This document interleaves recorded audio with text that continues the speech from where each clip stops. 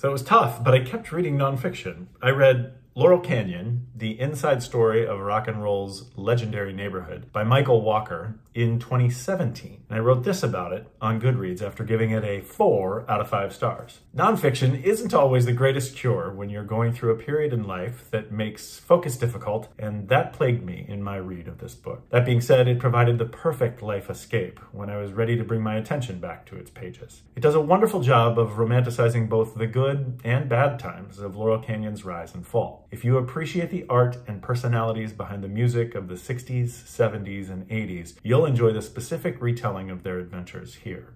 It's more than just trivia fodder. It allows you to embody the canyon in a way, taking a third-person, omniscient perspective of the stories held within. I was happy to learn the cursory details of rock's legends, but I was more satisfied to dip my toes in the water of the crazy experiences ever present in the industry of LA. This book allows you to do that with a safe, reminiscing lens. It's a great read once you can spend some time with it. I was all prepared to say I disagree with nonfiction not being a great escape, but I think I talk about it here. I don't think nonfiction was not a great escape. I think it was a great escape for me here, but I do think nonfiction can be pretty difficult if you're having difficulty focusing, because it can sometimes read like a textbook. But this book does not read like a textbook at all. This book is a great retelling of all of the specific things about great artists from the 60s, 70s, and 80s. I think it really focuses on the late 60s, early 70s, or at least that's what I remember the most. Talking about Crosby, Stills, Nash & Young, the Mamas and the Papas, Joni Mitchell, those kind of things. All of what they did in Laurel Canyon. It was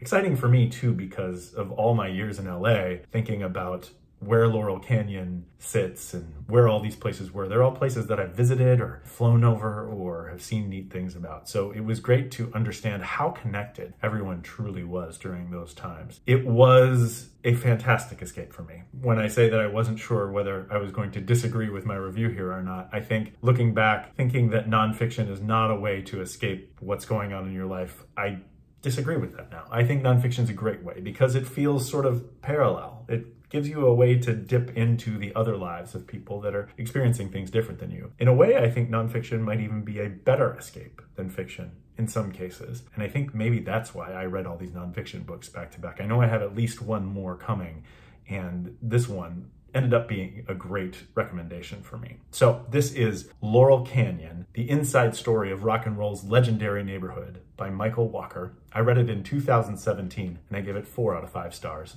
on Goodreads.